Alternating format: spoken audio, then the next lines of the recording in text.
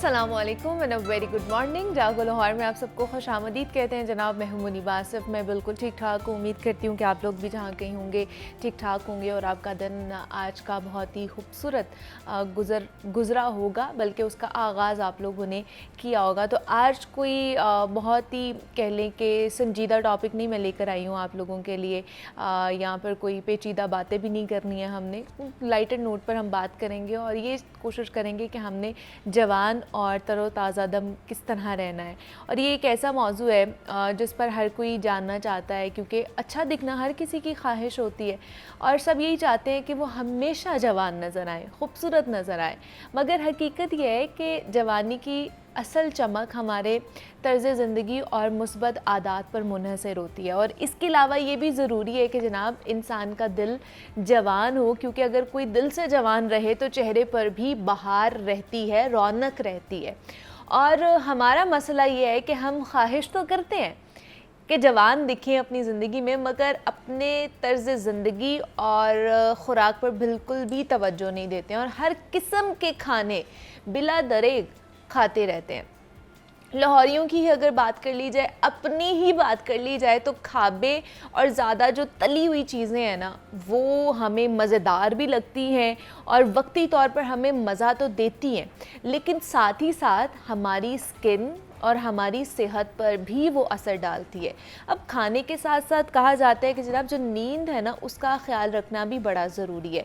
Even though कि doctors, experts ये कहते हैं कि अच्छी नींद से आपके चेहरे पर एक कुदरती चमक आ जाती है, ग्लो आता है जब आपकी नींद पूरी हुई भी होती है। और अगर आप पूरी नींद लेंगे तो आपका जिस्म भी चाको चौबंद रहेगा, एक्टिव रहेगा, आप अच्छे से काम कर सकते हैं। एक और चीज़ जो बहुत ज़्यादा इम्पॉर्टेंट है वो है पानी। रोज़ाना ज़्यादा पानी पीने से हमारे जिस्म में जो नमी है उसकी मिक़दार बरकरार रहती है और जो हमारे स्किन है ना, उसका रंग भी निखरा निखरा रहता है। अब जो एक्सपर्ट्स हैं इस हवाले से भी ये कहते हैं कि जनाब रोज़ाना आपने 8 गिलास पानी तो ज़रूर पीना है। और ये भी पर्सन टू पर्सन वेरी करता है कि जनाब आप किस कह लें कि नौयत का काम कर रहे हैं और एसी में बैठ के काम कर रहे हैं या बाहर काम कर रहे हैं, तो उसके मुनासिबत से आपने अपनी पानी का इंटेक करना है। दूसरा ये कि जनाब वर्जिश करें, सुबह की सैर का एक अपना ही मज़ा होता है और सुबह की सैर आपको पता है कि वो भी आपको रिफ़्रेश कर देती है, आपके मूड को बड़ा अच्छा कर देती है। और ये ऐसी चीज़ें जिनसे आपका दिमाग और आपकी सेहत दोनों फिट रहते हैं। और इन सारी बातों को मद्देनज़र रखते हुए ख़वातीन जो इस वक्त हमें देख रही हैं, उनके लिए ये टिप है कि जनाब वो जितनी भी केमिकल्स से बनी हुई चीज़ें हैं, ख़ास तौर पर ये जो वाइटनिंग क्रीम्स होती हैं ना, उससे थोड़ा इज्तनाब करें, क्योंकि उसमें मरकरी होती है, मरकरी पाई जाती है जो कि आपकी स्किन को ख़राब करती है, आपकी जो आउटर लेयर होती है ना उसको जला देती है। हमें लग रहा होता है कि वाह जी वाह, 2-3 दिनों में हमने वाइटनिंग क्रीम लगाई है और हम तो चमक गए हैं, हमारा तो रंग जो है वो निखर गया है, हम तो वाइट हो गए हैं, चिट्टे हो गए हैं। तो वो ऐसा नहीं होता, वो आपकी जो ऊपर वाली लेयर होती है ना उसको ख़राब कर रही होती है और उसके बाद वो और ज़्यादा ख़राब होना शुरू हो जाती है जैसे जैसे आप जितना ज़्यादा अरसा आप उसको यूज़ करते हैं। तो उससे आपने इज्तनाब करना है, क्योंकि आपकी जल्द ख़राब होती है। दूसरा ये कि सबसे बेहतरीन है कि जनाब हम अपने फ़ितरी चीज़ों का इस्तेमाल करें, कुदरती ग़िज़ाएँ लें। अब जैसे मुझे याद है कि हम छोटे होते थे तो हमारे जो बड़े थे तब वो मुल्तानी मिट्टी या बेसन वगैरह का इस्तेमाल करते थे, मास्क मुंह पर लगाते थे। हमारी जो बड़ी बहनें या हमारी जो माएँ होती थी, ये बहुत अच्छा तरीका है और ऑर्गेनिक भी है, घरों में इवन दो कि आप इजीली कर सकते हैं। इनसे आपकी जो स्किन है बड़ी अच्छी निखरती है और हमारे चेहरे की जो कह लें कि रौनक चली जाती है। और आजकल का जिस तरह का बाहर का माहौल है, इसमें तो आपको स्किन का और भी ज़्यादा ख्याल रखना चाहिए। अगर आपने फ़्रेश रखनी है अपनी स्किन और अपने आप को तरोताज़ा रखना है तो उसके लिए चंद चीज़ें हैं जिसके ऊपर आपने कह लें कि मेहनत करनी है। दूसरा ये कि खुश रहें, सेहतमंद रहें और हमेशा दिल से जवान रहें। जब आप मुस्कुराते रहेंगे, जब आप हर लिहाज में खुश रहेंगे ना, तो ऑटोमेटिकली आपका कह ले के मामलात, आपका सर्कल वैसे ही अच्छा हो जाता है और मुस्बत तरीके से आगे बढ़ने की कोशिश करें, मुस्बत सोच रखें। इंशाल्लाह सब कुछ अच्छा होगा, फिर कुछ भी बुरा होने की उम्मीद नहीं हमें करनी चाहिए। तो ये आज का हमारा पैगाम था। और आपको पता है जनाब, हम आपको लाहौर शहर की सैर करवा रहे होते हैं, मुख्तलिफ़ मार्केट्स का रुख करते हैं, मुख्तलिफ़ चीज़ों के बारे में हम आपको बताते हैं, तारीख़ी इमारात के हवाले से हम आपको बताते हैं।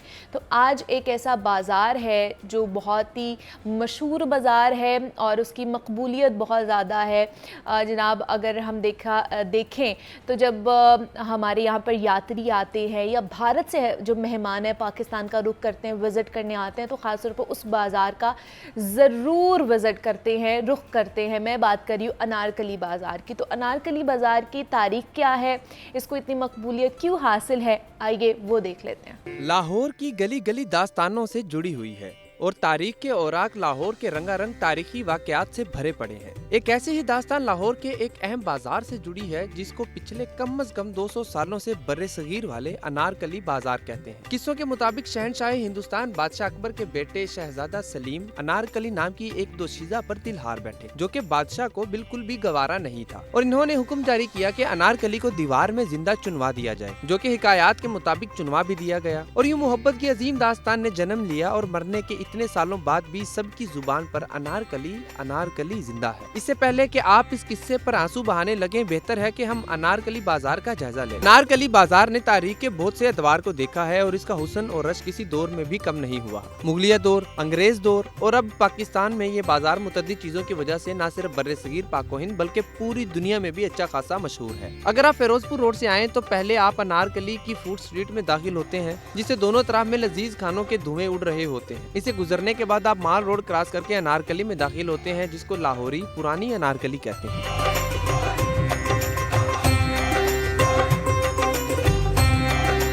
ये तो आपने जान लिया कि अनारकली को अनारकली क्यों कहते हैं और ये भी कि अनारकली कहाँ वाक़या है। लेकिन क्या आपने यहाँ किसी कदीम इमारत के बारे में सुना है? मुश्किल है, मगर हाँ, यहाँ पर सोलातीन दिल्ली के पहले सुल्तान कुतुबुद्दीन ऐबक का एक मकबरा मौजूद है, जिसको तकरीबन 800 साल पहले तामीर किया गया था और फिर सन 1970 में इसकी तामीरें नौ भी की गई। मौर्रिखीन और इनके चाहने वाले अब भी इनके मिज़ार पर हाजिरी देने आते हैं।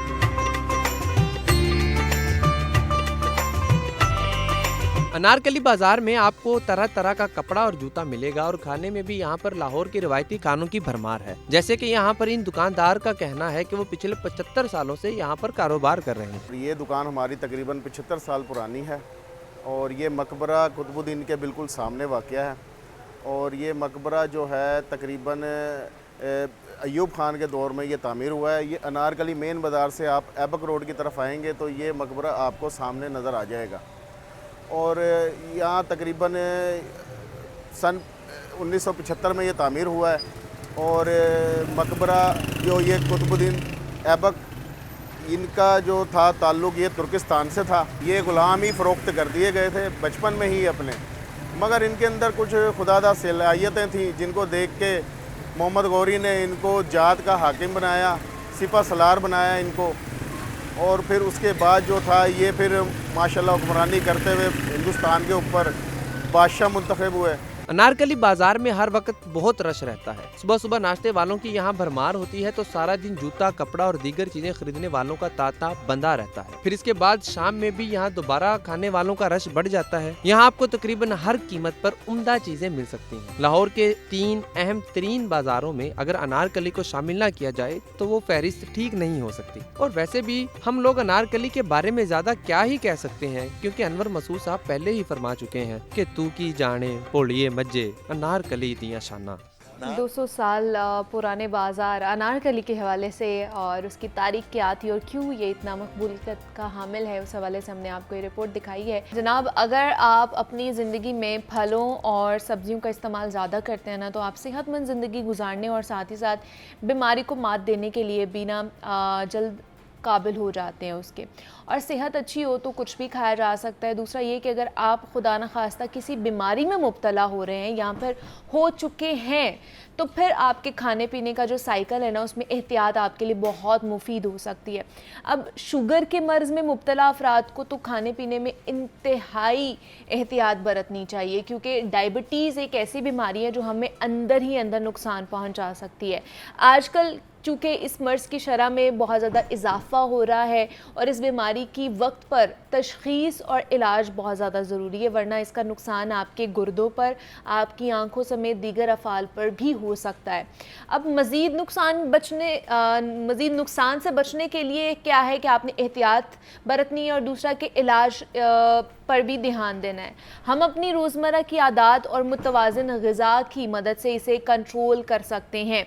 अब कौन कौन से ऐसे फल हैं, ऐसी सब्जियां हैं जो शुगर के मरीज़ की ज़िंदगी को मुश्किलात से निकालने में मददगार साबित हो सकती है और उनका मजमूई सेहत पर क्या असर हो सकता है, इस पर हमने आज बात करनी है अपने सेगमेंट में। और ख़ास तौर पर ये भी जानने की कोशिश करेंगे कि घर पर ऐसी कौन कौन सी ग़िज़ाएँ हैं जिनको बनाकर, या हमारे घर में ऐसे कौन सी इंग्रेडिएंट्स पड़े हुए होते हैं, ऐसी कौन सी चीज़ें पड़ी हुई होती हैं, रेमेडीज़ हैं जिनको हम अपना कर इस मर्ज़ को कंट्रोल कर सकते हैं, शुगर के मर्ज़ को। तो आज जितने भी लोग देख रहे हैं जिनको ये शुगर का मर्ज़ लाहक हो चुका है, उनके लिए ये सेगमेंट जो है ना बहुत इम्पॉर्टेंट होगा। तो इस पर बात करने के लिए महानूर हारून हमारे साथ स्टूडियोज़ में मौजूद हैं, न्यूट्रिशनिस्ट एंड डाइटिशियन है। महानूर, आपको वेलकम कहते हैं जागो लाहौर में। कैसी हैं आप? ठीक है, मैं ठीक, अल्हम्दुलिल्लाह। आप कैसी हैं? मैं भी बिल्कुल ठीक ठाक। महानूर, शुगर के हवाले से बात करनी है हमने, हाँ, डायबिटीज़ के हवाले से बात करनी है। हर दूसरा बंदा जो है ना वो इसका शिकार होता जा रहा है। तो सबसे पहले तो बताइए कि घर में क्या ऐसी चीज़ें हैं जिससे हम लोग शुगर कंट्रोल कर सकते हैं? बिल्कुल, घर में बहुत ऐसी चीज़ें जो हम अपने खानों में इस्तेमाल करते हैं। अच्छा। वो आपके शुगर लेवल्स को कंट्रोल करने में हेल्प करती है, लेकिन अक्सर लोगों को इसकी नॉलेज नहीं है। हाँ। जैसे अगर हम काली मिर्च की बात करें तो काली मिर्च के अंदर नेचुरली जो है मेटफॉर्मिन प्रेजेंट है, जो कि डायबिटिक जो पेशेंट्स ग्लूकोफेज नाम की एक दवाई लेते हैं, अच्छा, उसके अंदर कंपाउंड होता है मेटफॉर्मिन, जो कि शुगर लेवल्स को कंट्रोल करने में हेल्प करता है। ये नेचुरली काली मिर्च के अंदर मौजूद है। अच्छा, हाँ जी। अगर काली मिर्च का आप चाहते हैं कि उसका फ़ायदा आपको ज़्यादा हो तो आप हल्दी का इस्तेमाल कर सकते हैं। हल्दी और काली मिर्च अगर आप इकट्ठे किसी चीज़ के अंदर एक साथ डालें तो हल्दी का भी इफ़ेक्ट जो है वो ज़्यादा अच्छे से आपकी बॉडी पे होता है और काली मिर्च का भी। अच्छा, अब इसको किस तरह हम लोग डायरेक्टली खाएं, दोनों को मिक्स करके, यहाँ पे जिस तरह हमारे सालन ग्रेवी बन रहा होता है उसमें भी कहीं ना कहीं हल्दी यूज़ होती है या काली मिर्च थोड़ी मिकदार में यूज़ हो जाती है, या वो वाली फॉर्म भी सही है, या हमने डायरेक्टली इसका इंटेक करना है? इसका अगर आप इंटेक गुड फैट्स के साथ करें तो वो ज़्यादा अच्छा है। गुड फैट वाली चीज़ें, जैसे अगर मैं अंडे की बात करूं, हाँ। तो अंडा जो है वो गुड फैट का बहुत अच्छा सोर्स है। ये एक मिथ है, लोग कहते हैं कि जिनको कोलेस्ट्रॉल का या बीपी का मसला होता है वो अंडा ना खाएं, बल्कि अंडा जो है उसमें इस तरह की विटामिन्स और मिनरल्स प्रेजेंट है जो आपके शुगर के साथ साथ आपके ब्लड प्रेशर को भी कंट्रोल करने में हेल्प करते हैं। लेकिन बीपी के लोग नहीं खाते हैं, वो कहते हैं जैसे ही हम खाते हैं तो हमें लगता है कि हमारा बीपी हाई होना शुरू हो गया। वो बस उनको ये एक साइकोलॉजिकली, आप कह लें कि एक साइकोलॉजिकली उनको ये अफेक्ट है उनका नेचुरली, के जैसे उनको डॉक्टर ने कहा, उनके दिमाग में बैठ गया हुआ है ना कि हम अंडा खाएंगे तो हमारा बीपी शूट कर जाएगा। तो जैसे अक्सर कुछ चीज़ें होती हैं जो क्लाइंट्स कह रहे होते हैं कि नहीं, डॉक्टर ने हमें कहा है कि ये चीज़ नहीं खानी, तो हमें फील होता है कि हमने ये चीज़ खाई और हमारी शुगर ज़्यादा हो गई, या हमारा बीपी जो है वो ज़्यादा हो गया। बीपी के मैं बात इसलिए कर रही हूँ क्योंकि जब हमें शुगर का मसला आता है उसके साथ बीपी का भी मसला आता है, किडनी का भी मसला आता है, आई हेल्थ को भी हमने अच्छा रखना है। तो आप अंडे के ऊपर स्प्रिंकल कर सकते हैं, अंडे के अंदर डाल के जो है वो आप ले सकते हैं। अगर आप ऑमलेट बना रहे हैं, ढेर सारी सब्जियों के साथ इस्तेमाल कर सकते हैं, सैलेड्स के साथ इस्तेमाल कर सकते हैं, दही के साथ इस्तेमाल कर सकते हैं, रायते के साथ इस्तेमाल कर सकते हैं। ये अगर जैसे मैं कहूँ कि सालन के ऊपर स्प्रिंकल करके खा लें तो थोड़ा मुश्किल है, टेस्ट थोड़ा ख़राब करेगी। फिर इसके अलावा ज़ीरा जो है वो आपके इंसुलिन लेवल्स के लिए बहुत अच्छा है। ज़ीरा भी, काला ज़ीरा भी और वाइट ज़ीरा भी, हाँ, दोनों जो है। अच्छा, कलौंजी जो है वो बहुत अच्छी है, जैसे कि कलौंजी का जगह जगह जो है वो जिक्र है हमारे रिलीजन में भी। 7 दाने जो हैं वो कलौंजी के बेहतरीन है, वो आप उसको भी आप खाली ना लें, किसी चीज़ के अंदर डाल के ले लें, दही के अंदर डाल के ले लें। अच्छा, जिन लोगों का कॉन्सेप्ट है कि जी हमें इससे गर्मी होती है या हमें लगता है जैसे थोड़ी गर्मी अंदर हीट फील हो रही है तो उसको किसी ठंडी चीज़ के साथ जैसे दही के साथ जो है या सैलेड्स के साथ पेयर अप करके ले सकते हैं। अच्छा, इसके अलावा अलसी के बीज, सस्ते भी हैं, आसानी से मिल भी जाते हैं। फ्लेक्स सीड जिन्हें कहते हैं, जो हैं अच्छा, वो बेहतरीन होते हैं डायबिटिक्स के लिए। एक तो अच्छा, हाई इन फाइबर होते हैं, दूसरा ये कि उसको हल्का सा हम रोस्ट करके लेते हैं, कभी भी कच्चे फॉर्म में नहीं उसको लेते। कच्चे फॉर्म में नहीं लेना हमने, हल्का सा आपने उसको कूट के और हल्का सा आपने उसको रोस्ट करके लेना है। अच्छा, और उसका क्या फ़ायदा है और कच्चे का क्या नुकसान होता है? अच्छा, कच्चे का नुकसान ये होता है कि उसमें एक केमिकल मौजूद होता है टैनिन्स के नाम से और फाइटेट्स के नाम से। ओके, तो जो फाइटेट्स होते हैं ना वो आउटर कवरिंग में होता है फ्लैक्सीड के। ओके, अब ये बाकी जो विटामिन्स और मिनरल्स होते हैं ना उनकी एब्जॉर्प्शन को रोकता है बॉडी में। अच्छा, ठीक है। तो जब हम इसको स्लाइटली रोस्ट करते हैं ना तो फाइटेट्स जो है ना वो नेचुरली डीएक्टिव हो जाते हैं हीट से।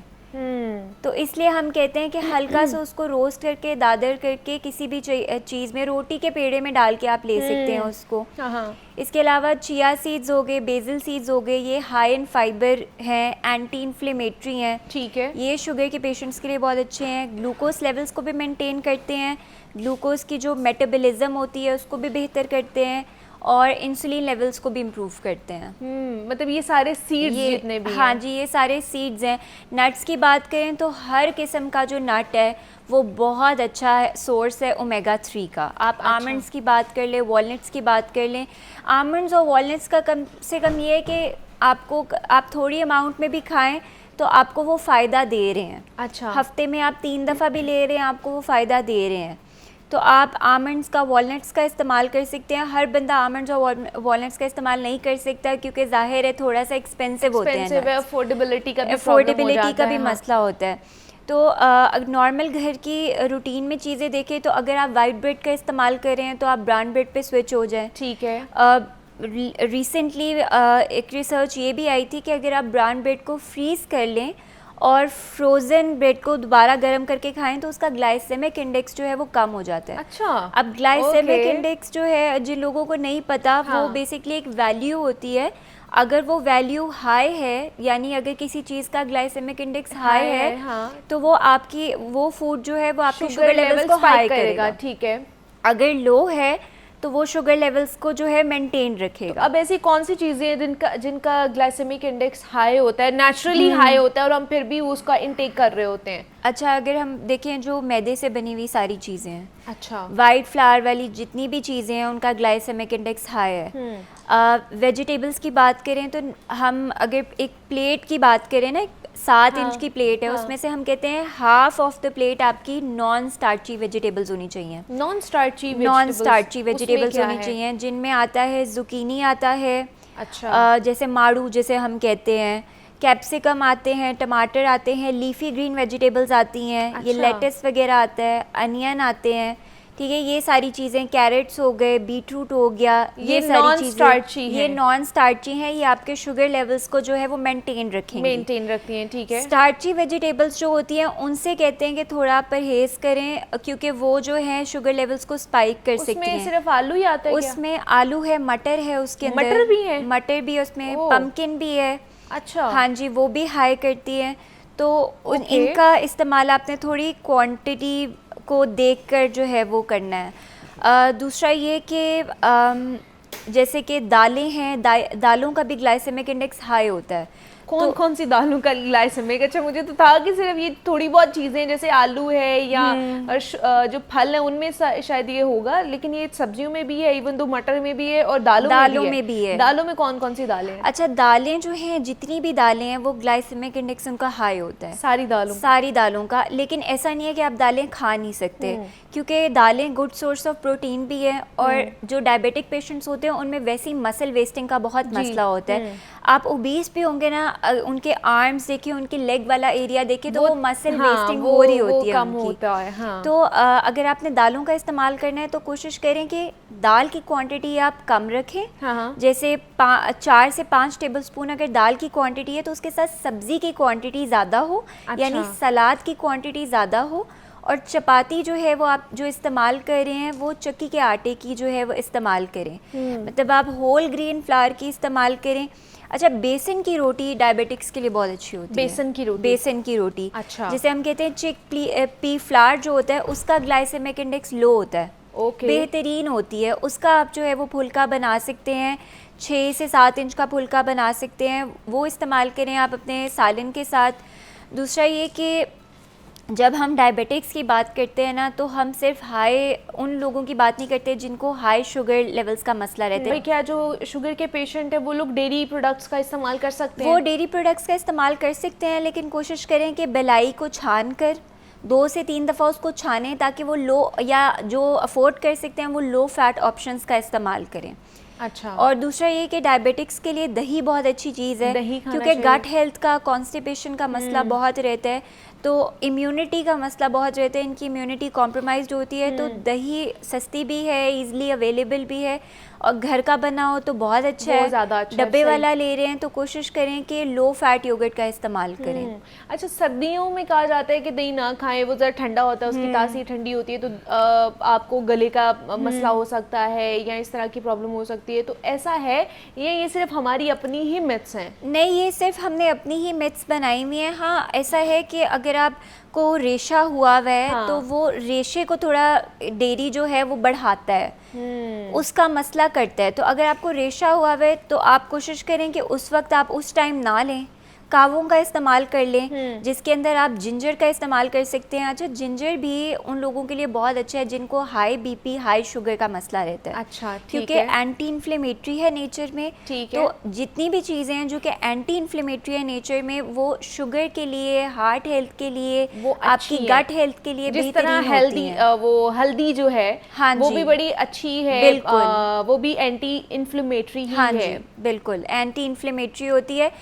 सिनेमन जो हो गया वो भी एंटी इन्फ्लेमेटरी है नेचर में, आप सिनेमन का इस्तेमाल कर सकते हैं अपने कावों में।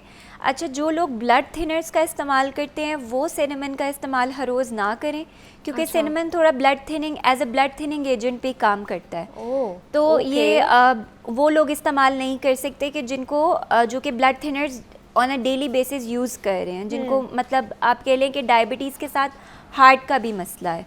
ठीक है। कभी कभार आप इस्तेमाल कर सकते हैं दलिया जो है, ओट्स जो हैं, वो बहुत अच्छा सोर्स होते हैं फाइबर का, विटामिन्स और मिनरल्स का, वो बहुत अच्छा अब दलिया आपके में शुगर भी तो लेवल्स बहुत को सारी मेंटेन करते फॉर्म्स हैं। है ना मानूर के, डिफरेंट दलिया हैं, कुछ इंस्टेंट भी हैं जो फौरन से बन जाते हाँ हैं, जी। वाइट ओट्स भी हैं, इसी तरह बाकी जौ का दलिया भी है, हाँ बाकी जी। भी। तो कौन सा बेहतर है डायबिटीज़ के लिए? अच्छा, आप वो वाइट ओट्स का इस्तेमाल ना करें, आप उन वाले ओट्स का इस्तेमाल करें जिनमें आप न्यूट्रिशन फैक्ट्स जैसे हर चीज़ के पीछे लिखी होती है, जिसके अंदर जो कि हाई इन फाइबर लिखा हो, होल ग्रेन वाली ऑप्शंस जो हैं वो आप इस्तेमाल कर सकते हैं। जैसे बार्ले है, तलबीना जो है वो बहुत अच्छा होता है शुगर के मरीज़ के लिए।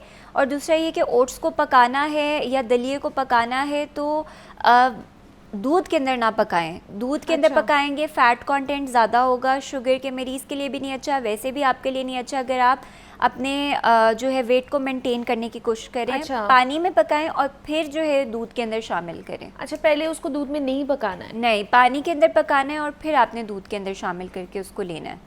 ओह। और इसको अगर आप चाहते हैं कि ज़रा एज अ सुपर फूड आप लें और आपके मज़ीद जो है आपकी हेल्थ बेहतर हो, तो आप इसके अंदर चिया सीड्स का इस्तेमाल कर सकते हैं, बेसल सीड्स का इस्तेमाल कर सकते हैं, वही सिनेमन हो गया, इसका इस्तेमाल कर सकते हैं, जो कि हमारे घर में मेरे ख्याल से दालचीनी हो गया, ये सारी चीज़ें, अदरक हो वगैरह, गया, हल्दी, ये तो हाँ पड़ी जी, हुई ये होती सारी हैं, हाँ। सारे घरों में अवेलेबल होती है, जीरा वगैरह भी, ये बिल्कुल। सारी चीज़ें पड़ी हुई बिल्कुल। होती हैं, और ये आपके किचन की कह ले कि एसेंशियल चीज़ें होती हैं जो आप रोज़ाना की बुनियाद पर यूज़ भी कर रहे होते हैं, और इनका ही यूज़ करके आप मुख्तलिफ बीमारियों को कंट्रोल कर सकते हैं। और जिस तरह आज हमने बात की ख़ासतौर पर डायबिटीज़ को कंट्रोल कर सकते हैं अगर आप इनका इस्तेमाल रोज़ाना की बुनियाद पर अपनी डाइट में कर लेते हैं। तो हमारे साथ महानूर हारून मौजूद थी, और बड़ी ही अच्छी आज हमारी गुफ्तगू रही है महानूर के साथ कि किस तरह हमने अपनी डायबिटीज़ को कंट्रोल करना है। तो Mahnoor, thank you so much for coming here.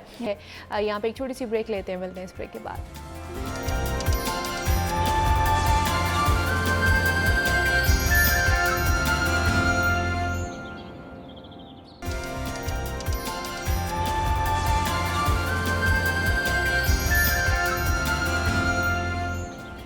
Welcome back to जागो लाहौर। और जनाब अब कुछ लाहौर के हवाले से बात कर लेते हैं, और ख़ास तौर पर आजकल सिर्फ एक ही हॉट टॉपिक है लाहौर का, और वो है जनाब स्मॉग के हवाले से। लाहौर के और कह लें कि पंजाब के जितने भी इदारे हैं सब मिलकर स्मॉग के तदारुक के हवाले से काम कर रहे हैं कि किसी तरह स्मॉग कम हो जाए, और मुख्तलिफ कह लें कि इकदाम उठाए जा रहे हैं। चालानिंग जो प्रोसेस है वो भी बहुत ज़्यादा तेज़ हो गया हुआ है। व्हीकल्स को बंद किया जा रहा है, जितने भी मुज़रे सेहत धुआं छोड़ने वाली गाड़ियाँ होती हैं उन्हें पकड़ा जाता है, चालान किए जाते हैं, उनको इवन दो कि FIR दे के बंद भी किया जाता है।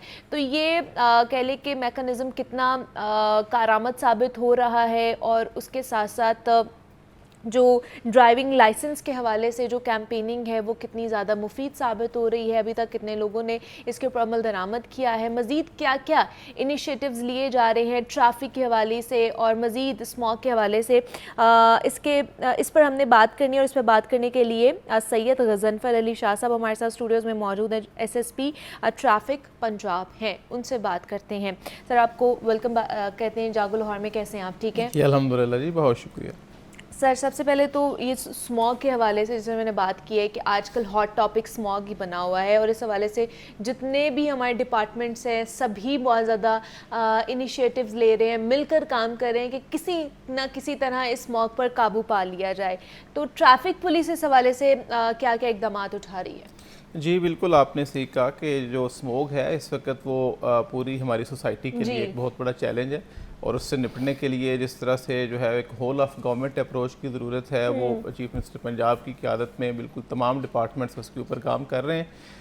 3 मेजर सोर्सेज हैं स्मोक के जी। एक तो जो फैक्ट्रीज़ और इंडस्ट्रीज़ का धुआं है वो, फिर जो हमारी सीजनल एग्रीकल्चरल कुछ प्रैक्टिसेस हैं जैसे कि हम जो है वो स्टबल बर्निंग करते हैं उसकी वजह से, और तीसरा जो बड़ा सोर्स है वो व्हीकुलर एमिशन है, जितनी गाड़ियों का जो है वो धुआं है उसकी वजह से। जी बिल्कुल। तो इस तीसरे जो सोर्स है इसके हवाले से ट्रैफिक पुलिस का एक बहुत ही अहम रोल है। उसके अंदर हम बिल्कुल उसके अंदर फुली जो है वो गवर्नमेंट की जो इस वक्त कैंपेन है कि जितनी भी धुआं छोड़ने वाली गाड़ियां हैं उनके खिलाफ सख्त से सख्त एक्शन किया जाए, वो भरपूर तरीके से पूरे पंजाब के अंदर कर रहे हैं। अब प्राइमरीली जो है वो लाहौर या शेखुपुरा, गुजरांवाला डिवीजन, ये जो एरियाज़ हैं ये जो कि ज़्यादा अफेक्टेड हैं, यहाँ पे जो है वो बहुत ज़्यादा जो है वो इसके लिए स्क्वाड्स बना के, टीम्स बना के जो धुआं छोड़ने वाले मोटरसाइकिल हैं, रिक्शे हैं, गाड़ियां हैं, बड़ी गाड़ियां हैं, मुसाफिर गाड़ियां, उन सब के खिलाफ क्रैकडाउन भी हो रहा है, उनको बंद भी किया जा रहा है, उनके चालान भी किए जा रहे हैं, और उसके अलावा जो है वो जो रिपीट ऑफेंडर्स हैं उनकी गाड़ियों को इम्पाउंड भी किया जाता है, FIRs भी की जाती हैं। सिर्फ अगर कल के दिन के हवाले से मैं बताऊँ तो जो है वो पंजाब के अंदर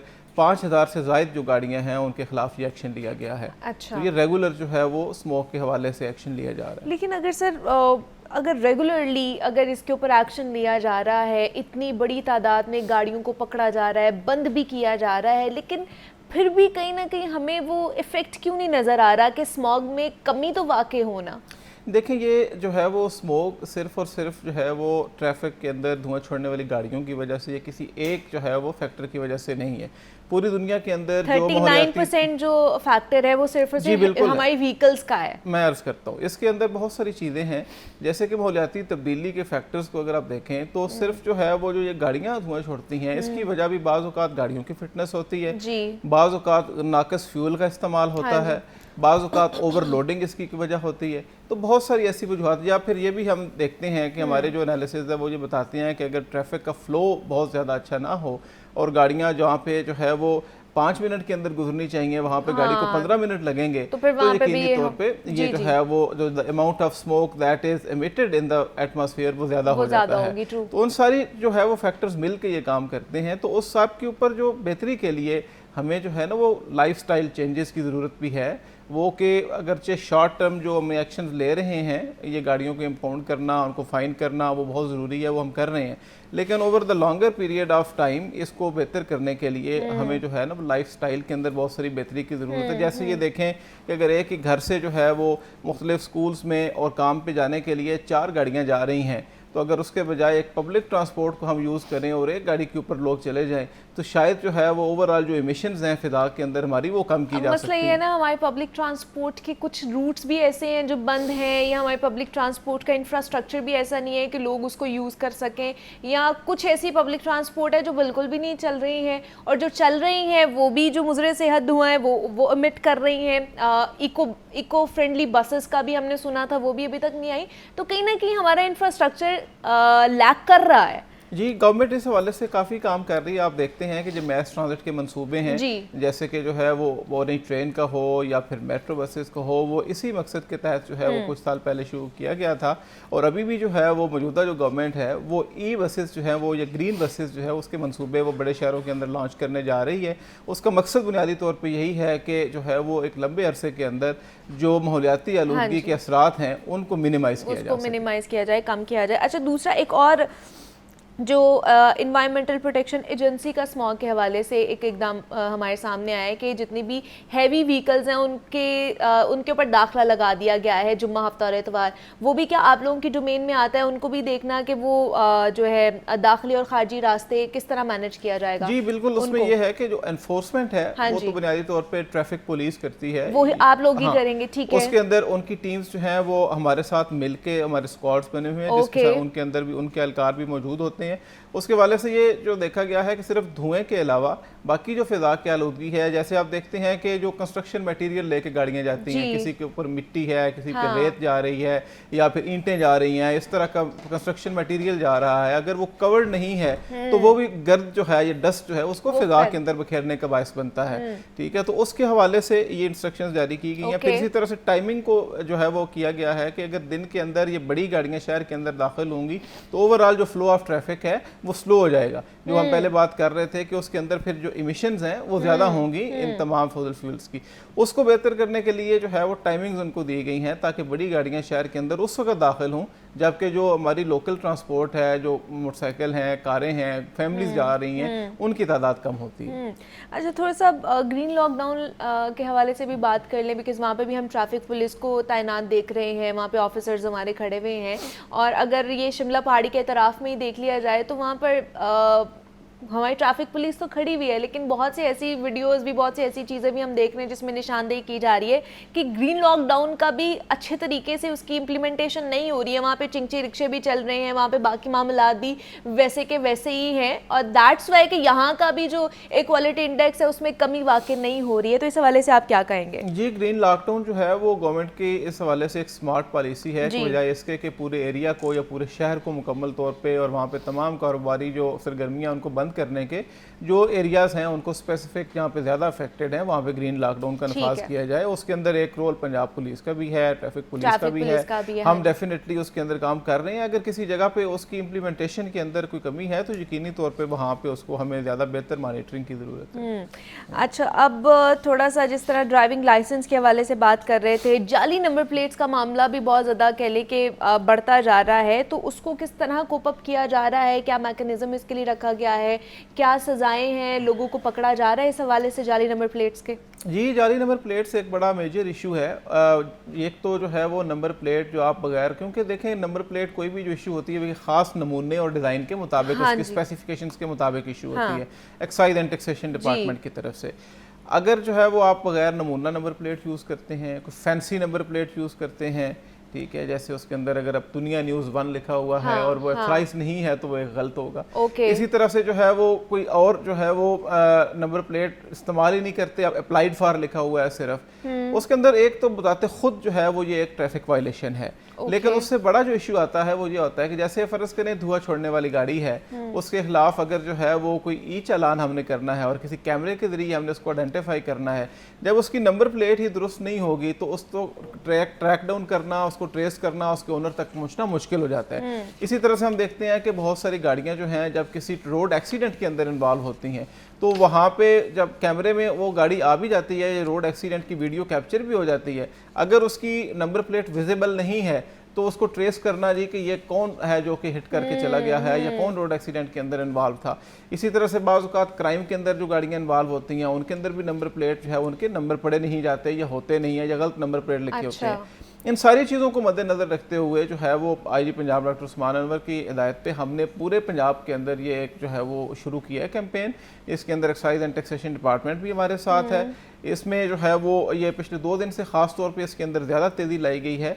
तो अब जो है वो इस तरह की चाहे फैंसी नंबर प्लेट्स हों, गैर नमूना नंबर प्लेट्स हों, अप्लाइड फार हों, अनरजिस्टर्ड गाड़ियाँ हों, उन सब के खिलाफ जो है वो क्रैकडाउन किया जा रहा है। उनको नहीं बख्शा जाएगा, अब जी बिल्कुल, अब उनको सजा दी जाएगी, फाइन भी किया जाएगा और उसके बाद जो है वो उनको इम्पाउंड भी किया जाएगा, गाड़ियों को बंद भी किया जाएगा। अगर फिर भी जो बाज नहीं आएंगे लोग तो फिर उनके खिलाफ FIRs भी की जाएंगी। तो थोड़ा सा लोगों को बता दें कि जिस तरह हम लोग कलरफुल भी देखते हैं, कलर भी चेंज उन्होंने किए होते हैं नंबर प्लेट्स के, वो भी एक्सेप्टेबल नहीं है।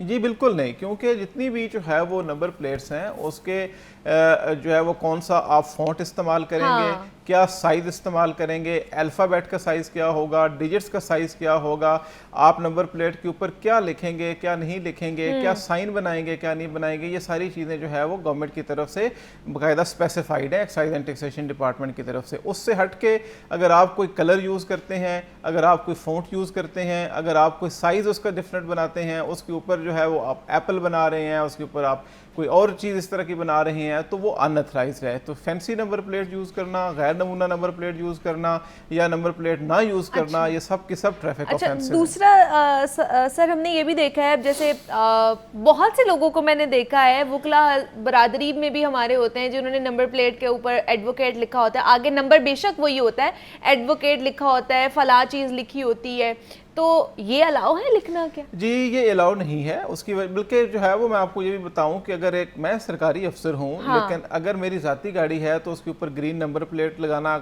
इलीगल है। अगर मेरी किसी पुलिस अफसर की गाड़ी है, किसी मोटरसाइकिल है पुलिस अफसर की और उसने ब्लू वाली नंबर प्लेट लगाई हुई है तो वो भी गलत है, वो भी इलीगल है। इसी तरह से आपने सिर्फ अगर एडवोकेट लिखा हुआ है या आपने सिर्फ जर्नलिस्ट लिखा हुआ है या कोई ऐसी चीज़ लिखी हुई है तो वो बुनियादी तौर पे वो उसकी अथराइजेशन नहीं है, वो इलीगल है, उससे अवॉइड करना चाहिए। ये सबको अवॉइड करना चाहिए, वरना अब जो है ना क्रैकडाउन किए जा रहे हैं जाली नंबर प्लेट्स के हवाले से। अच्छा, दूसरा थोड़ा सा हमें ये बताएं कि वार्डन जो ट्रैफिक वार्डन्स है, क्या उनकी ट्रेनिंग के लिए कुछ इनिशिएटिव्स लिए जाते हैं, क्या मामलात होते हैं? जी जो ट्रैफिक वार्डन सर्विस है ये बुनियादी तौर पे हमारी जो ट्रेडिशनल ट्रैफिक पुलिस थी उससे हट के ये एक बहुत पढ़े लिखे एजुकेटेड लोग जो थे उनको इसके अंदर लिया गया था। ये सारे जो लोग हैं ये 2006 से 7 से उसके बाद से ये सारा सिलसिला शुरू हुआ ट्रैफिक वार्डन सर्विस का। इसके अंदर ये हमारे सारे बड़े अच्छे ट्रेंड लोग हैं। इसके अंदर हम ये देखते हैं कि इनकी जो पीरियाडिक ट्रेनिंग्स हैं वो अब जैसे जो सबसे पहले TWS थे वो अभी सीनियर ट्रैफिक वार्डन्स बन गए, फिर उसके बाद ESPs बने, तो मुख्तलिफ ट्रेनिंग प्रोग्राम से गुजरे हैं वो। उसके अलावा उनकी रेगुलर जो है वो काउंसलिंग और ट्रेनिंग का सिलसिला जो है वो सारा साल भी जारी रहता है, वो साथ साथ चलता रहता है। अच्छा, शिकायत बहुत आती हैं लड़ाई झगड़े की वार्डन्स और जो आम शख्स हैं उनके दरमियान, आम आवाम के दरमियान, तो ये क्या मामला क्या होता है? लोग कहते हैं, शिकायत करते हैं कि वार्डन्स का रवैया हमारे साथ ठीक नहीं होता, उन्हें जी मंथ के एंड पे एक टारगेट जो है ना अपना पूरा करना होता है, तो उसके ऊपर वो हर किसी का बिला जवाब जो है ना वो चालान कर देते हैं और उसकी वजह से फिर लड़ाई झगड़ा भी होता है। नहीं, एक तो मैं ये कहूँगा कि टारगेट्स वगैरह बिल्कुल इस तरह से नहीं दिए जाते। टारगेट सिर्फ ये दिया जाता है कि जी आपको अगर जो है वो हेलमेट यूज़ करना है मोटरसाइकिल के ऊपर, तो कोई भी बंदा जो कि हेलमेट यूज़ नहीं कर रहा तो आपका काम है कि एनफोर्समेंट करें और उसका चालान करें। अब टारगेट सिर्फ ये है, अगर जो है वो दिन के अंदर 10,000 लोग जो हैं वो ऐसे पकड़े जाते हैं जो कि हेलमेट का यूज़ नहीं कर रहे और मोटरसाइकिल चला रहे हैं, तो हमें उन 10,000 लोगों का चालान करना है। अगर हमें सिर्फ 100 बंदा इस तरह का मिलता है जो हेलमेट यूज़ नहीं कर रहा तो बहुत ही अच्छी बात है, हम सिर्फ 100 बंदे का चालान करेंगे। इसलिए टारगेट्स का ताल्लुक इस चीज़ से नहीं है कि डेली इतने चालान लाजमी करने हैं। टारगेट का इस चीज़ से ताल्लुक है कि ट्रैफिक की वायलेशन जो जो आपको नज़र आ रही है उसके खिलाफ आपने एक्शन लेना है ताकि लोग ट्रैफिक कवानीन की पाबंदी करें। हाँ, इसके अंदर जो है वो बतौर एक पुलिस एहलकार के ये बहुत ज़रूरी है कि हम जो है वो रेस्ट्रेंट का मुजाहरा करें। हमारा रवैया बहुत प्रोफेशनल होना चाहिए। चाहे अगर जो है वो किसी सिटीज़न की तरफ से कोई जो है वो मिसबिहेवियर बिहेवियर हो भी सही तो हमें उसके ऊपर सेल्फ कंट्रोल का मुजाहरा करना चाहिए। लेकिन बाज़ औक़ात इस तरह के वाक़यात हो जाते हैं, एक ह्यूमन एलिमेंट है कि जिसके अंदर जो है वो आगे से अगर जो है वो कोई मिस यूज़ ऑफ अथॉरिटी किया है या मिसबिहेव किया है किसी ट्रैफिक वार्डन ने, तो उसके खिलाफ कार्रवाई होनी चाहिए। उसको जो है वो किसी सिटीजन के साथ, किसी शहरी के साथ ऐसा वाक़या पेश आए तो उसको रिपोर्ट करना चाहिए। अभी जो है वो CM पोर्टल भी है, 1787 भी है, 15 भी है, दीगर बहुत सारे ऐसे फोरम है कि जहाँ पे आप कोई भी इस तरह की कंप्लेंट दर्ज करवा सकते हैं। कुछ चीज़ें हम ये भी देखते हैं सर कि ट्रैफिक वार्डन्स बेशक उनकी जो ड्यूटी है बहुत ज़्यादा हैक्टिक होती है, बहुत ज़्यादा टायरिंग होती है, हम देख रहे होते हैं सारी चीज़ें, लेकिन कुछ एटीट्यूड्स और कुछ प्रॉब्लम्स ये हैं। अब मेरे साथ भी एक ऐसा वाक़या पेश आया, ट्रैफिक चल रही है, 3 लेन ट्रैफिक कह लें कि सड़क है और उसमें चल रही है, हैवी ट्रैफिक है वहाँ पे, और किसी बंदे को आपने रोकना है और जो ट्रैफिक पुलिस वाले ऑफिसर्स हैं वो सड़क के दरमियान में आके उस बंदे को रोक रहे हैं। खुदा ना खासा, खुदा ना हास्ता हिट हो सकता है, कुछ ऐसा मामला जो है दरपेश आ सकता है, तो इस हवाले से भी आपको देखना चाहिए। जी आप बिल्कुल ठीक कह रही हैं, लेकिन इसके अंदर जो है ना एक कल्चरल डिफरेंस को भी देखना ज़रूरी है। मैम अभी मैं रिसेंटली जो है वो किसी एक ट्रेनिंग के सिलसिले में अमेरिका गया हुआ था। अच्छा। तो वहाँ पे जो है वो कहीं पे स्पीड जो है उसकी लिमिट पहले 60 थी, फिर अचानक से 45 हो गई।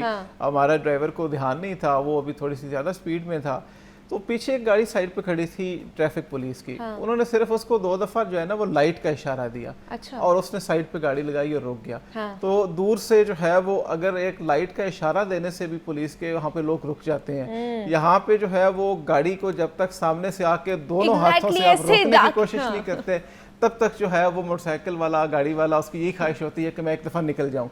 ठीक है, तो ये जो है ना हमारा जो कल्चरल एक डिफरेंस है उसको भी मद्देनज़र रखना ज़रूरी है। बाकी आपकी बात ठीक है, हमारी बारहा दफ़ा ये हिदायत अपने तमाम ट्रैफिक एहलकारों के लिए होती हैं कि जो है वो आप अपने आप को फिजिकली सिक्योर करके और सेफ्टी अपनी जो है उसको वो पहले आपने मद्देनजर पहले वो मुकद्दम है, ठीक है, उसको पहले रख के तो फिर आप जो है वो ट्रैफिक की एनफोर्समेंट के लिए कोई भी एक्शन। बिल्कुल ऐसे ही है, हम भी यही चाहते हैं बिकॉज किसी का भी नुकसान ना हो, खा अवाम है या फिर हमारे जो ट्रैफिक पुलिस ऑफिसर्स होते हैं।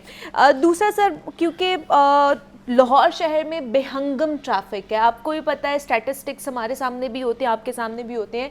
एक दिन में 83 लाख गाड़ियां हैं जो चल रही होती हैं, जो स्मॉग का बाइस भी बन रही हैं, ट्रैफिक का भी बाइस बन रही हैं और बेहंगम ट्रैफिक होती जा रही है। तो ट्रैफिक की बेहतरी के लिए क्या आप लोगों ने इकदाम उठाए हैं या सोच विचार चल रहे हैं? बिकॉज आप SSP ट्रैफिक पुलिस हैं, एडमिन भी हैं, आप हेडक्वार्टर्स में होते हैं, तो क्या मामला है, किस तरह बेहतर किया जाएगा ट्रैफिक को? जी, इन सारी चीज़ों के हवाले से जो है वो हमारे एनालिसिस जो हैं वो चलते हैं। जैसे कि अभी जो है वो पंजाब सेफ सिटी अथॉरिटी से हमने ये मदद ली कि जितने भी शहर के एंट्री एग्जिट पॉइंट्स हैं वहाँ पे जो कैमरास लगे हुए हैं वो हमें जो है वो कैटेगरी वाइज जो है वो एक घंटे का, एक जो है वो मिनट का हमें हिसाब बता देते हैं एनालिसिस के अंदर। अच्छा। किस 1 घंटे के अंदर कितने मोटरसाइकिल एंटर हुए शहर के अंदर, कितनी कारें एंटर हुई, कितनी बड़ी गाड़ियां एंटर हुई।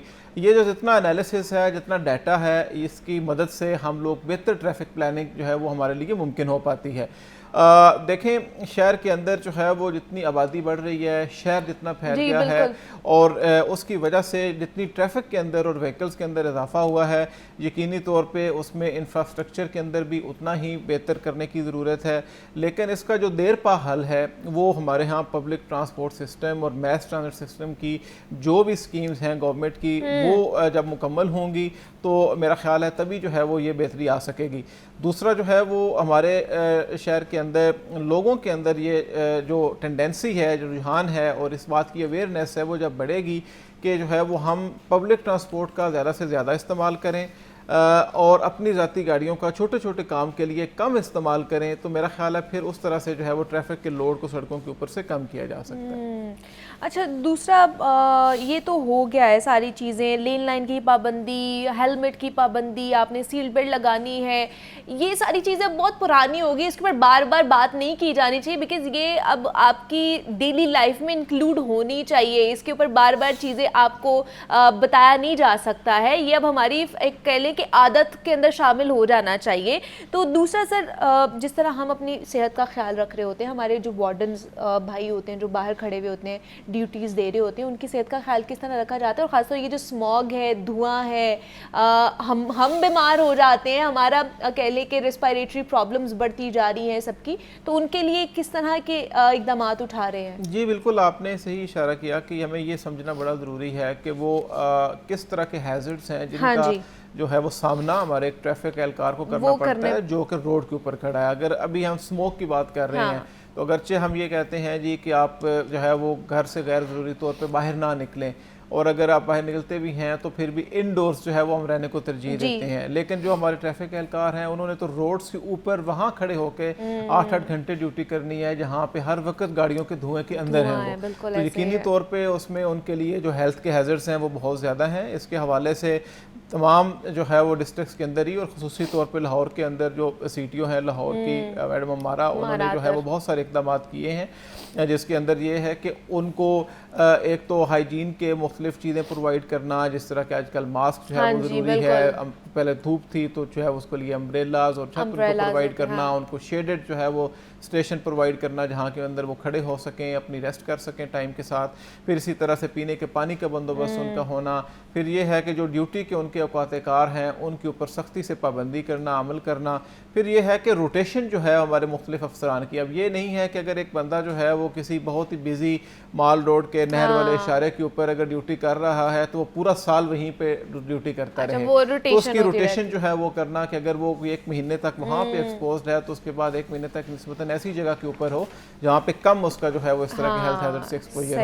तो इस तरह की डिफरेंट जो पॉलिसीज हैं, फिर इनका हम जो है वो रेगुलर जो है वो जो हेल्थ का चेकअप्स हैं वो भी करवाते हैं ताकि जो है वो बेसिक इनके जो इंडिकेटर्स हैं उनके बारे में हमें पता चलता है, उनका ख्याल रखा जाए। बेशक जिस तरह हम अपना ख्याल रख रहे होते हैं इसी तरह उनकी भी जिम्मेदारी बनती है हुकाम बाला के ऊपर कि उनकी सेहत का भी ख्याल रखा जाए जो कि ज़्यादा एक्सपोज हो रहे होते हैं। तो हमारे साथ सैयद गजनफर अली शाह साहब मौजूद थे, SSP ट्रैफिक पुलिस हैं, और उनसे हमने बात की है तमाम तर सूरत हाल पे। सर बहुत शुक्रिया आपके वक्त का कि आप यहाँ पर आए और हमसे बात की। यहाँ पे एक छोटी सी ब्रेक लेते हैं, मिलते हैं इस ब्रेक के बाद।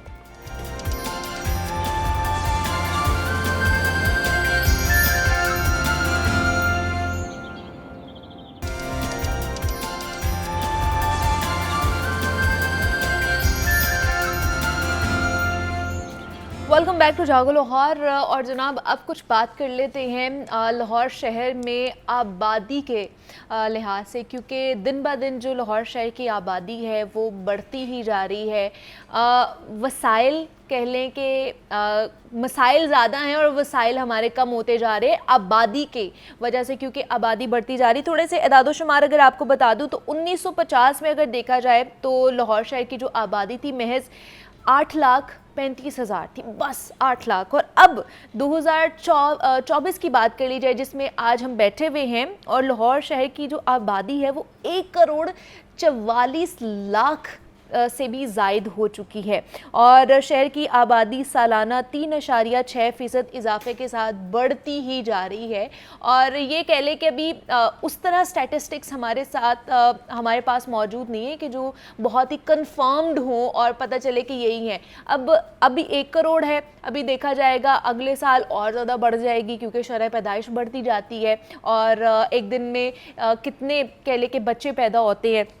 दूसरा ये कि पंजाब हुकूमत की पॉलिसीज़ क्या है बढ़ती हुई आबादी को कंट्रोल करने के हवाले से, एक पूरा कह लें कि डिपार्टमेंट तो बना दिया गया है, वो काम क्या कर रहा है, किस तरह लोगों में अवेयरनेस फैला रहा है कि जनाब अगर वसाइल कम है और मसाइल ज़्यादा होते जा रहे हैं तो किस तरह अपनी आबादी को आपने कंट्रोल करना है, बेहतरी किस तरह लानी है। तो इस पर बात करने के लिए हमने आज दावत दी है। हमारे साथ डॉक्टर असलम बाजवा साहब स्टूडियोज़ में मौजूद है जो कि population and public health experts हैं, उनसे इनके बारे में बात करेंगे। डॉक्टर साहब आपको वेलकम कहते हैं जागो लाहौर में, कैसे हैं आप? ठीक है। और उसके साथ साथ आतिफ परवेज़ ने भी हमें ज्वाइन किया है। आतिफ आपको भी वेलकम कहते हैं जागो लाहौर में। सबसे पहले सर आप ही से बात करेंगे, जिस तरह पॉपुलेशन हमारी बढ़ती जा रही है तो आबादी के लिहाज से, कि कहाँ पर 1950 में सिर्फ और सिर्फ 8 लाख थी, 8,35,000, और अब 1,44,00,000 से भी ज़्यादा हमारी हो गई है। तो क्या कहेंगे कि इतनी ज़्यादा आबादी, पहले ही मसाइल ज़्यादा हैं, वसाइल कम है और ये आबादी बढ़ती जा रही है, दिन ब दिन इजाफा होता जा रहा है? जी बिल्कुल। सबसे पहले तो मैं लाहौर न्यूज़ का शुक्रिया अदा करूँगा कि इतने इम्पोर्टेंट टॉपिक की तरफ, और शायद जो आज के वक्त की सबसे अहम ज़रूरत है उस टॉपिक की तरफ आपने लोगों की और हमारे सामीन की तवज्जो दिलाई। अच्छा, लोग नहीं इसको मसला समझते हैं, आबादी को, exactly, ज़्यादा आबादी को। लोग इसको वाकई मसला नहीं समझते हैं, तभी तो आबादी बढ़ती जा रही है। बिल्कुल। और इसीलिए मीडिया और पर्टिकुलरली हमारे मेन स्ट्रीम चैनल्स की ज़िम्मेदारी और ज़रूरत और भी बढ़ जाती है कि वो इस पे बाकायदगी से बातचीत करें, एक डिस्कशन का आगाज़ किया जाए ताकि लोग इसको इशू समझना शुरू करें। और आप देखें कि बहुत अच्छे आपने फिगर्स कोट किए कि आप अगर हम इसको, मैं अभी इसकी ज़रबे तकसीमें कर रहा था अपने जहन में, तो इट इज़ आलमोस्ट कुछ 20 टाइम्स जो आपने 1950 में अगर 8 लाख आबादी थी और आज 1 करोड़ 44 लाख है, तो ये कम अज़ कम कोई 18-20 गुना बन जाती है। तो आप देखें कि अगर हम ज़रब के उसूलों को सामने रखें तो हम जो हमारे वसाइल हैं, जो रिसोर्सेज हैं, उसको 50 से लेके आज के साथ ज़रब दें, वो कहाँ खड़े हैं और आबादी कहाँ खड़ी है। तो ये जो डिसबैलेंस है, शायद आज हमारे मुल्क का कोई ऐसा मसला नहीं है जिसको डायरेक्टली हम आबादी में बेहंगम इजाफे के साथ लिंक ना करें, कनेक्ट ना कर सकें। और शायद ये वो रूट कॉज है कि अगर हम इस जड़ को पकड़ लें तो हम तमाम ही मसाइल के ऊपर काबू पा सकते हैं। बेशक ऐसे। तो आप देखें सिक्योरिटी के इशू, मतलब अब तो आबादी में इजाफा जो है that is a national security threat, कि आप जब एक अनकंट्रोल्ड आपके पास पॉपुलेशन हो जाएगी तो सिक्योरिटी इश्यूज जो हैं वो कहाँ पे रह जाएंगे और वो किस तरह से। दूसरा, जब अनकंट्रोल्ड पॉपुलेशन या कोई भी चीज़ अनकंट्रोल्ड होती है तो वो कह ले कि उनको दुरुस्त सिमत भी नहीं मिलती है, फिर वो उनको डायरेक्शन भी सही नहीं मिल सकती है, ना ही उनको डायरेक्शन आप सही तरीके से दे सकते हैं, बिकॉज वो अनकंट्रोल्ड हो जाती है। तो इसके लिए हमें कुछ ऐसे प्रोग्राम्स और कुछ ऐसी चीज़ें, इनिशिएटिव्स लेने की अशद ज़रूरत है, जिसके ऊपर आज भी हम बात करने की कोशिश करेंगे। आतिफ, आपकी तरफ आऊँगी। जिस तरह मैंने बात की है कि एक कंसर्न डिपार्टमेंट भी है जो कि आबादी के लिहाज से और इस हवाले से लोगों को अवेयरनेस भी पहुंचाए और आबादी किस तरह कंट्रोल करनी है वो भी लोगों को बताए, तो वो किस तरह काम कर रहा है। और जो पहले से ऑलरेडी जो तश्कील शुदा प्रोग्राम्स हैं उसके बावजूद भी आबादी आउट ऑफ कंट्रोल होती जा रही है। देखिए, डिपार्टमेंट भी मौजूद है और सियासी जमातें भी हैं, उनके अपने जब मंशूर जारी होते हैं उसमें भी इस बात का जिक्र होता है। और जो इस इलेक्शन से पहले तमाम सियासी जो बड़ी जमातें हैं उन्होंने अपने मंशूर में इस बात का ऐलान किया कि एक पॉपुलेशन कौंसल जो है, टास्क फोर्स टाइप जो है वो बनाई जाएगी जो कि आबादी के मसाइल पर खुसूसी तवज्जो देगी। लेकिन पंजाब की सूरत हाल देखने, अभी यहाँ पर कोई महकमा बहबूद आबादी का मिनिस्टर ही नहीं है। कोई मिनिस्टर ना होने की वजह से हुकूमत की संजीदगी यहाँ से नज़र आती है कि कोई मिनिस्टर ही 7-8 महीने हो गए हुकूमत बने और अभी तक कोई तैनात नहीं हुआ। वो इदारे ही डायरेक्शन लेस है। तो एक जो ब्रिज है वो जो स्टेक होल्डर्स के दरमियान वो मौजूद ही नहीं है। और जहाँ तक डिपार्टमेंट की बात कर ली जाए तो डिपार्टमेंट की जानिब से दावे तो किए जाते हैं और कहा भी जाता है कि हम आगाही भी फैला रहे हैं। और डिपार्टमेंट के 2 काम है, एक आगाही फैलाना और दूसरा जो सर्विसेज फराहम करना के जो आबादी को कंट्रोल करने के लिए, जिसमें कॉन्ट्रासेप्टिव प्रेवेलेंस रेट या उससे मुतालिक जो दीगर सर्विसेज हैं, तो वो इक़दामात के हवाले से डिपार्टमेंट की सर्विसेज भी उस तरीके से आबादी के पास मौजूद नहीं है। और जो रिसर्चेस हैं उससे भी इस बात का अंदाज़ा होता है कि CPR जो है, कॉन्ट्रा प्रेवेलेंस रेट जो है वो पंजाब में 35% है। और अपनी ही रिसर्च जो महकमा बहबूद आबादी की है कि 98 या 90% लोगों को इस हवाले से आगाही मौजूद है कि ये चीज़ें अगर कर लें तो आबादी को कंट्रोल किया जा सकता है। लेकिन उस तरीके से लोग उस पर अमल दरामद भी नहीं कर रहे क्योंकि उनको पैगाम शायद उस तरह नहीं पहुंच रहा कि जिसके ऊपर वो अमल दरामद करते हुए जो आबादी को कंट्रोल करने के लिए उस पर काम करें। अब इस प्रोग्राम से पहले हम डिस्कशन कर रहे थे कि 1965 में जो है आबादी को कंट्रोल करने के लिए पहला मंसूबा जो शुरू किया गया, लेकिन उसको देख लें 1965 से और अब तक हम जो शरह पैदाइश है उसको आलमी मेयार के मुताबिक लाने के लिए कोशिशें और मंसूबे तो शुरू करते हैं, लेकिन वो उतने नताइज उस तरह के साबित नहीं होते हैं। तो क्या है ये, अगर शरह पैदाइश की बात कर ली जाए तो पंजाब में क्या है शरह पैदाइश? देखिए इस वक्त पंजाब में 38% शरह पैदाइश जो है वो इस वक्त है, जो ग्रोथ रेट है वो हमारा 2.55 पे है इस वक्त। मैं इसमें थोड़ा सा ये इजाफ़ा कर दूं कि हम दो किस्म की जो कमिटमेंट्स हैं उसको लेके हमारे यहाँ पे आबादी के बारे में जितने भी प्रोग्राम्स हैं वो आगे बढ़ रहे हैं।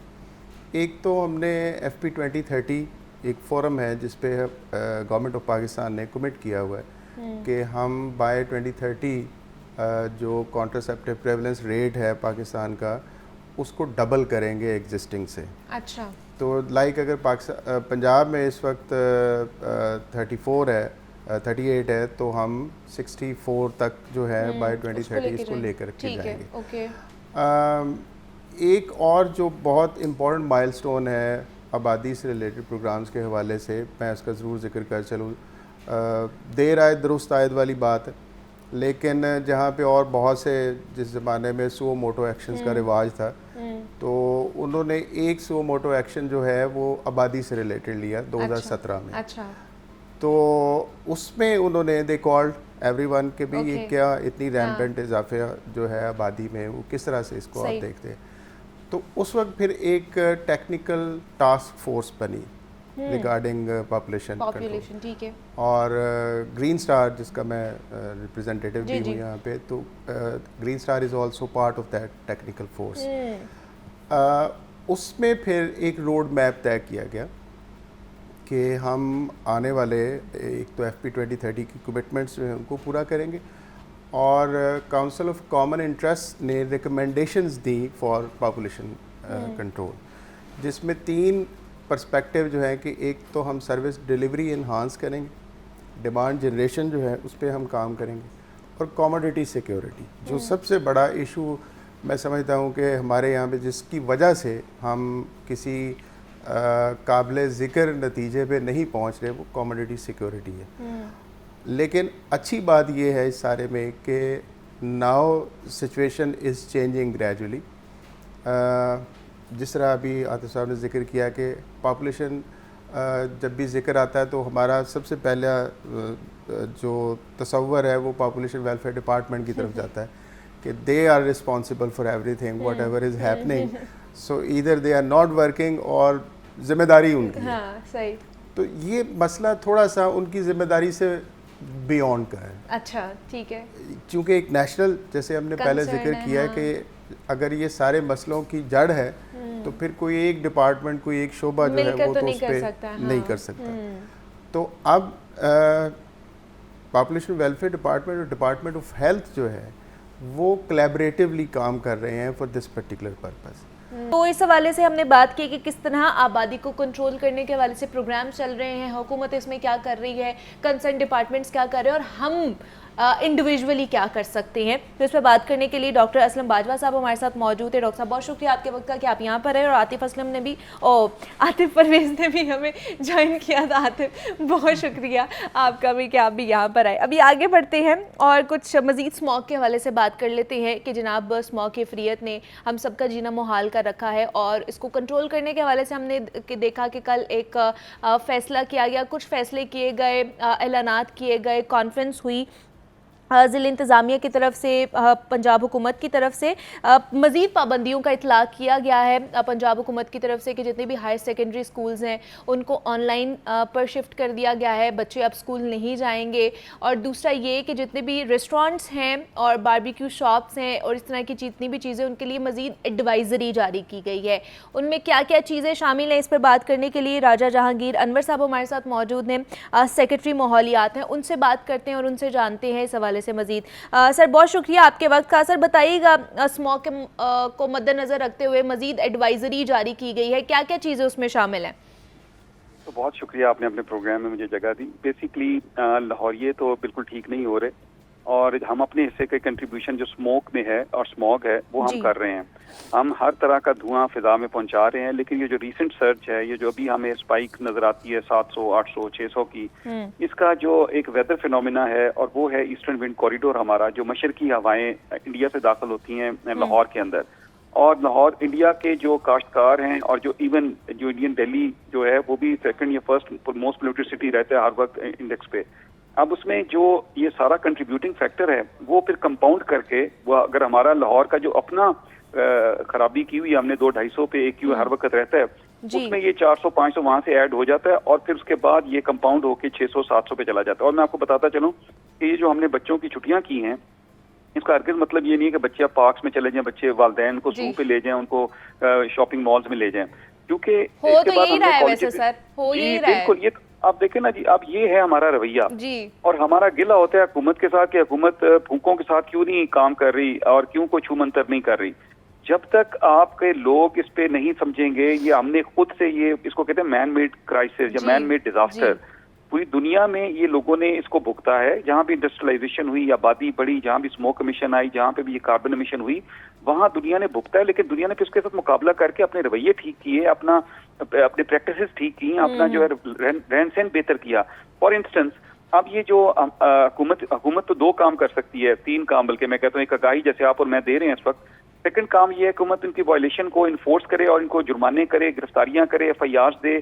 और ये जैसे हमने कल भी 3-4 एक्शंस लिए, स्कूल बंद किए, हमने बारबेक्यू बंद किए। इसी तरह तीसरा काम ये है कि हुकूमत अल्टरनेट ऑप्शंस दे। और मैं अल्टरनेट ऑप्शन से शुरू करता हूँ कि हुकूमत ने इस वक्त भी 500 इलेक्ट्रिक बसेस का ऑर्डर दिया हुआ है। इंशाल्लाह वो जल्दी पहुंच जाएंगी लाहौर में। और हम ये गैसोलीन जो बसेस हैं जो धुआं देती हैं, और आपने मेट्रोज हैं, स्पीडोज हैं, ये सारी रिप्लेस हो जाएंगी इंशाल्लाह। और आपके सामने थोड़ा सा सर ये भी मुझे बताएं कि बच्चों के हवाले से जिस तरह स्कूल्स बंद कर दिए गए हैं, हायर सेकेंडरी स्कूल को भी अब बंद कर दिया गया, ऑनलाइन शिफ्ट कर दिया गया है। लोग कह रहे हैं कि ये यूनिवर्सिटीज़ और कॉलेजेस के हवाले से भी आप लोग गौर व फिक्र कर रहे हैं कि उन्हें हवाले से क्या एडवाइजरी जारी की जाएगी? कर रहे हैं जी, बिल्कुल कर रहे हैं। और ये शायद मंडे को हमारा दोबारा इस पे इजलास होगा। हम दोबारा देख रहे हैं, AQI को भी देख रहे हैं, हमारी अपनी प्रैक्टिस भी देख रहे हैं। एक यूनिवर्सिटी में 5-5 हज़ार मोटर बाइक्स बच्चे जाते हैं, बसेज हैं उनकी यूनिवर्सिटीज की, वो भी धुआं दे रही है। हम पकड़ दकड़ भी कर रहे हैं, बसेज को रोक भी रहे हैं और उनको जुर्माने भी कर रहे हैं। लेकिन हैविंग सेड दैट, ये बिल्कुल हमारे कार्ड्स पे है। हम शायद अगले 2 से 3 दिनों में ये फैसला करें कि कॉलेज यूनिवर्सिटी बंद करें। और सिर्फ लाहौर नहीं, अब तो इसकी लपेट में मुल्तान भी आ गया। जो मैं विंड की बात कर रहा था, इवन राजस्थान, जयपुर और ये बिकनहार से हवाएं उधर से मुल्तान को भी डिस्टर्ब कर रही हैं। और ये गुजरांवाला, फैसलाबाद, ये हमारे 4 मेजर डिवीजन, 3 सेंट्रल पंजाब के और एक साउथ पंजाब का डिवीजन जो है, ये सारे अब इसकी जद में। लेकिन हमें सबको जो अपने हिस्से की कंट्रीब्यूशन है वो तो कंट्रोल कर सकते हैं ना। जिस इस तरफ का काश्तकार है वो स्टबल बर्निंग ना करे। जो हम शहरी हैं, हम धुआं देने वाली गाड़ी को अपनी को फिक्स करवाएं, बाइक को फिक्स करवाएं, कूड़े को आग मत लगाएं। लेकिन उस तरफ भी हमें कोई रेस्पाइट जो कॉपरेशन है वो नजर नहीं आ रहा। लेकिन हमें रेस्पाइट चाहिए तो हमें खुद अपने रवैये भी ठीक करने पड़ेंगे, अपनी प्रैक्टिस भी ठीक करनी पड़ेगी। और फिर हम जैसे क्लाइमेट डिप्लोमेसी की बात करें। एक और सवाल सर आपसे करना चाहूंगी। लास्ट टाइम भी जिस तरह मेरी आपसे बात हुई थी, आपने बहुत सी चीज़ों के हवाले से हमें बताया था और उसके ऊपर काम भी हो रहा है, इकदाम भी उठाए जा रहे हैं आप लोगों की तरफ से। मैं फिर से वही सवाल करूंगी कि जिस तरह शिमला पहाड़ी के तरफ में ग्रीन लॉकडाउन लगाया हुआ है, इसी तरह और भी कुछ ऐसे इलाके जहाँ पर रोजाना की बुनियाद पर जो एयर क्वालिटी इंडेक्स है बहुत हाई जाता है, मतलब 1000 को भी क्रॉस कर जाता है, जिसमें जौहर टाउन है, डिफेंस का इलाका है, ये सारी चीज़ें वहाँ पर भी देखी जाती है। तो क्या वहाँ पर भी लॉकडाउन लगाने के हवाले से गौर व फिक्र कर रहे हैं आप लोग? आइडेंटिफाई जैसे बिल्कुल आपने किया, उनकी जो हमने लोकल जो मॉनिटर है, एयर क्वालिटी मॉनिटर्स हैं, उनसे पता लगता है कि यहाँ पे कितनी ज्यादा है। तो लाहौर में 12 एरियाज ऐसे हैं जहाँ पे हम बिल्कुल सोच भी रहे हैं, बल्कि हमने तैयारी भी की हुई है। वो किसी भी दिन आपको अनाउंसमेंट आ जाएगी कि हम वहाँ भी लॉकडाउन लगा रहे हैं। लेकिन लॉकडाउन लगाने का मतलब क्या है? लॉकडाउन लगाने का मतलब ये है कि चूंकि ये ऑलरेडी हम डैमेज कर चुके हैं एक चीज को, अब इस वक्त हम कोशिश कर रहे हैं। फॉर इंस्टेंस PHA ने वहाँ पे प्लान किया हुआ है, जो आपका एरिया है जहाँ से ये शिमला पहाड़ी वाला सारा एरिया है, इसमें 1 लाख पौधे लगाने की कोशिश कर रहे हैं हम। लगाने की नहीं बल्कि रखने की कोशिश कर रहे हैं। बल्कि मिवाकी फॉरेस्ट होता है जो एक कनाल में लगता है, ये अर्बन फॉरेस्ट कहते हैं। हमने DGPR के लॉन में वो लगा दिया है, बिल्कुल आपके नेबरहुड में। इसी तरह के हम जगह जगहों पे हम ये मिवाकी फॉरेस्ट लगाएंगे, प्लांटर्स रख दिए जा रहे हैं। फिर हमने वहाँ पे पार्किंग शिफ्ट कर रहे हैं, वहाँ से फिर 3 व्हीलर को बैन किया हुआ है।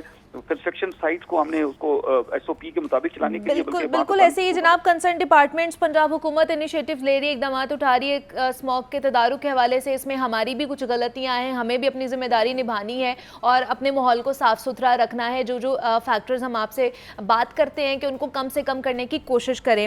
सेक्रेटरी माहौलियात राजा जहांगीर अनवर साहब हमारे साथ मौजूद है। सर बहुत शुक्रिया आपके मौक़िफ़ का, आपने हमारे साथ शेयर किया। मुझे इजाज़त दीजिए, अपना ख्याल रखिएगा, अल्लाह हाफ़िज़।